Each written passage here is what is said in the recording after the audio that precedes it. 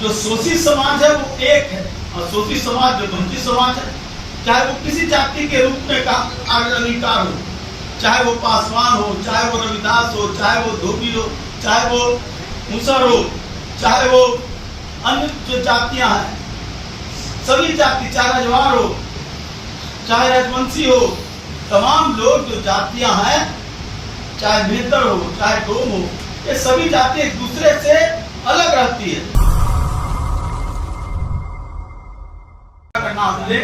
तमाम लोगों ने सिर्फ एक समाज के लोगों को, एक वर्ग के लोगों को नहीं, बल्कि समाज के तमाम लोगों को आगे बढ़ाने के लिए और देश के अग्रणी करने के लिए अपनी भूमिका अदा करने का काम किया है। इसलिए हम लोगों को उन लोगों के प्रति आदर के साथ साथ उनके सिद्धांतों को, उनके विचारों को आत्मसात करने की जरूरत है और अपनी कुंठा को खत्म करने की जरूरत है। साथियों, हम कोई सवाल किसी राजनीतिक पार्टी के हैसियत से नहीं करना चाहेंगे। मैं कहना चाहता हूं कि देश की आजादी के 75 साल हो गए।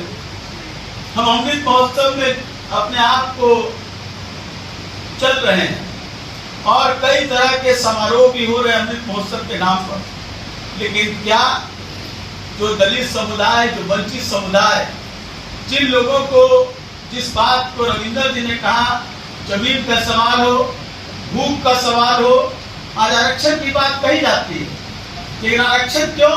बाबा साहब ने बड़े स्पष्ट रूप से कहा, किशोर भाई ने भी इसको बड़े विस्तृत से कहा, हम उसको दोहराना नहीं चाहते, लेकिन जो भूख का सवाल है, जो रोजगार का सवाल है, जो जमीन का सवाल है, जो इज्जत का सवाल है, इस सवाल में सबसे ज्यादा कौन है शोषित?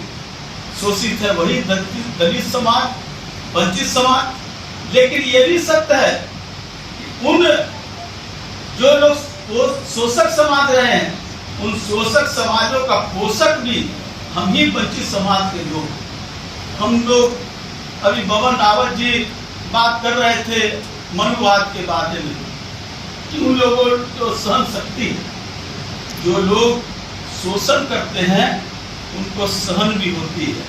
हम पुराने समय से देखते आ रहे हैं, लेकिन जो हमारे लोगों को सबसे ज्यादा अत्याचार करने का काम किया है, कौन लोगों ने करने का काम किया, इसको भी हमको ढूंढना चाहिए, इसको भी हमको समझना चाहिए। और इसको जब तक हम नहीं समझेंगे तब तक हम अपनी जो समाधान है उसको खोजने का काम नहीं करेंगे। इसलिए साथियों, हम कोई लंबी चौड़ी बात नहीं करना चाहते, लेकिन इतना कहना चाहते हैं कि आज जिस तरह से बैठे हैं, आज समाज में भी हमको जिस तरह से तोड़ करके रखने का काम किया गया, समाज में भी जातियों में अलग अलग बात करके करने का काम किया गया। बाबा साहब भीमराव अम्बेडकर ने क्या कहा था कि जातीयता जब तक रहेगा तब तक शोषण रहेगा।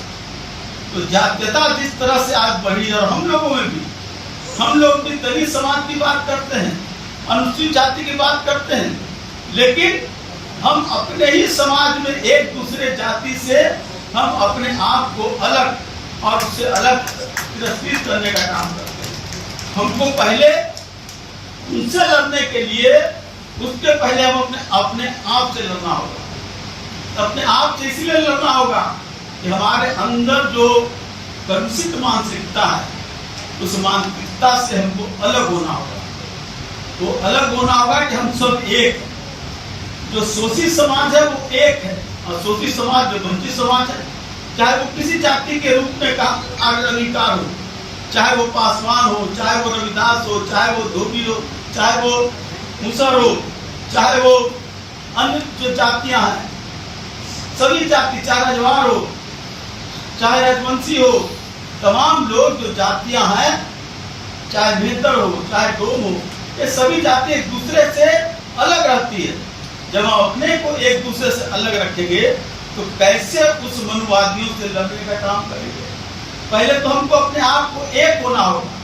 और इसकी हम संजय भाई से कहना चाहेंगे, इस सवाल पर हम लोगों को पहले मानसिक रूप से तैयार होना होगा। हमको एक दूसरे के साथ रोटी और बेटी का संबंध बनाना होगा। हमको एक दूसरे के घर में जाकर के उनके साथ खान पान और बेटी का भी संबंध स्थापित करना होगा। ये मानना होगा एक वर्ग सिर्फ हमारा समुदाय नहीं है, बल्कि पूरा वंचित समाज हमारा समुदाय है और यही हमारा परिवार है। अगर इस ओर चलेंगे तो जिनसे लड़ना है वो भी भयभीत होंगे, उनको भी लगेगा ये समाज अब एकजुट होने लगा है। बाबा साहब ने कहा था शिक्षित करो, संगठित हो और संघर्ष करो। तो हम पहले संगठित हो जाएं। संगठित तब होंगे जब एक दूसरे के साथ अपना साथ एक सहचार बनने का काम करें, एक दूसरे के दुख और सुख को अपना दुख और सुख मानने का काम करें। और शिक्षा तो सबसे बड़ी चीज है, अलग सवाल है। आज जैसा हमारे कुछ साथियों ने भी कहा, और ये सच्चाई है, आरक्षण तो अब लगभग खत्म हो चुकी है। 15 साल कौन इंतजार करेगा? आरक्षण इसलिए खत्म हो चुकी है कि अब सारे संस्थाओं को, सारे जो संगठन है, सब प्राइवेटाइजेशन हो रहा है। और हम लोगों ने बड़ी लड़ाई लड़ी थी, लड़ते रहे थे, हमारे पूर्वजों ने लड़ा था कि निजी क्षेत्रों में आरक्षण किया जाए। और निजी क्षेत्र में जब चला जा रहा है, जब सारे संस्थाएं, सारे जो लोग उपक्रम के थे, जो देश के आजादी के समय जिन संगठनों को बनाया गया था, जैसे मुकेश जी ने कहा कि चाहे वो भिलाई का कारखाना हो, चाहे वो HEC का कारखाना हो, चाहे मैकन हो, और ऐसे कई जो थे। श्रीमती इंदिरा गांधी ने बैंकों का राष्ट्रीयकरण करने का काम किया था। आज बैंकों से छटनी हो रही है। किन लोगों की छटनी हो रही है? किस वर्ग के लोग हैं जो आरक्षण से आए, उनकी भी छटनी हो रही है। जब हम अपने आप को शिक्षित हो रहे हैं, आज सारे, ठीक ही कहा भाई ने, आज केंद्रीय विश्वविद्यालय में क्यों नहीं हमारे एक भी व्यक्ति, क्या हमारे लोग पढ़े लिखे लोग नहीं है? क्या भाई चांसलर के लायक नहीं है? ऐसे लोग हैं, लेकिन उनको कुंठित कर दिया जाता है और ये कहा जाता है कि विश्वविद्यालयों का कुलपति कोई बड़े लोग भी बने। हमारे लोग एक से एक लोग हैं, पढ़े लिखे लोग हैं, ये रतन लाल जी जैसे लोग हैं, कई लोग हैं जो लोग शिक्षा के क्षेत्र में आगे बढ़ रहे हैं। संजय पासवान जी नहीं, शिक्षा के क्षेत्र में ठीक है राजनीति में आए, लेकिन शिक्षा के क्षेत्र में जो हमने अलग जगाने का काम किया है, क्या हमारे यहाँ कमी है? लेकिन भाई साहब तो हमारे नहीं हो सकते। हमारे लोग शिक्षा के क्षेत्र में पढ़ेंगे, लेकिन इसके साथ साथ इसकी भी लड़ाई लड़ेंगे कि हमारी हिस्सेदारी होनी चाहिए, हमारी हिस्सेदारी होनी चाहिए। आज अस्पतालों में ये कह करके उपहास उड़ाया जाता है कि जो शेड्यूल कास्ट के लोग हैं उनके डॉक्टर जो हैं वो डॉक्टर बढ़िया चिकित्सा नहीं कर सकते। लेकिन ऐसे कई उदाहरण हैं, एक नहीं हजारों ऐसे उदाहरण है कि चिकित्सा के क्षेत्र में अगर नामकरण करने का नाम जिन अगर चिकित्सकों का नाम है तो उसमें हमारे ही वंचित वर्ग के लोग ने किया। एक उदाहरण दे रहे थे फुलवारी के गोलपुरा के प्रेम मांझी का। कौन उनको पढ़ाया था?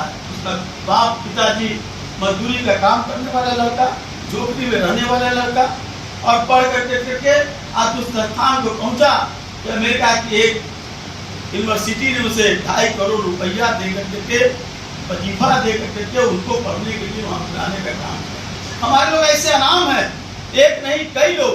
खेल के क्षेत्र में भी आप देखेंगे कि जो मेडल लेकर के आते हैं वो वंचित समाज के ही लोग होते हैं, चाहे हॉकी के क्षेत्र में, चाहे वो फुटबॉल के क्षेत्र में, चाहे वो एथलेटिक के क्षेत्र में, स्विमिंग के क्षेत्र में, हर एक क्षेत्रों में हमारे ही लोग हैं।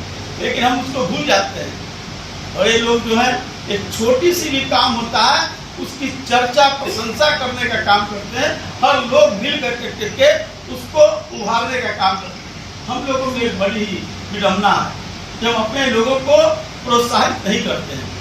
हम अपने लोगों को आगे करना चाहिए। हम अपने लोगों को जो अगर थोड़ा भी आगे बढ़ता है उसकी चर्चा हर एक चौराहे पर हमारे लोग, हमारी जनसंख्या सबसे ज्यादा है, हमारी संख्या सबसे ज्यादा है, हमारे लोग हैं, और हम अगर एक जगह से चर्चा करेंगे अंतिम तक तो उसकी चर्चा होगी और वही सबसे ज्यादा चर्चित होगा। लेकिन उसकी चर्चा नहीं करते, हम उसे भूल जाते हैं। हम मंदिर मस्जिद में अपने आप को बढ़ जाते हैं, हम पुरोहितों के संस्कार में अपने आप को बढ़ जाते हैं, हम पुरोहितवाद के पोषक बन जाते हैं। इसलिए हमको पहले बाबा साहब भीमराव अम्बेडकर साहब ने जो शिक्षा दी, जो ज्योतिराव फुले ने जो हमको शिक्षा दी, उसको हमको याद रखना है, उसको याद रखना है और उसी आधार पर हम चलेंगे तो परिवर्तन होगा और हमारा शोषण समाप्त होगा। शोषण तब समाप्त होगा जब अपने पूर्वजों के बताए हुए रास्ते पर आगे चलने का काम करेंगे, तभी होगा। और भाई ये लंबी लड़ाई है, आप ये समझ जाइए कि हम यहाँ से बैठ करके लड़ाई जीत जाएंगे। आपकी लड़ाई बहुत ही बुद्धिमान और बहुत ही कठोर तबके से, बहुत ही चतुर लोगों से, लेकिन उन चतुर लोगों की लड़ाई में हम तभी जीत पाएंगे जब एक हो। हम सब सिर्फ इस बात को कहें, हम जातियों में अपने रहेंगे, लेकिन हम सब लोग इस बात का संबोधन करेंगे कि हम सब वंचित समाज के लोग, वंचित समाज के लोग एक होंगे तो पुरोहितवाद जो है वो समाप्त होगा। और वो समाप्त होगा तो निजीकरण भी पर भी हमारा कब्जा होगा, न्यायपालिका पर भी कब्जा होगा। आज क्या कारण है?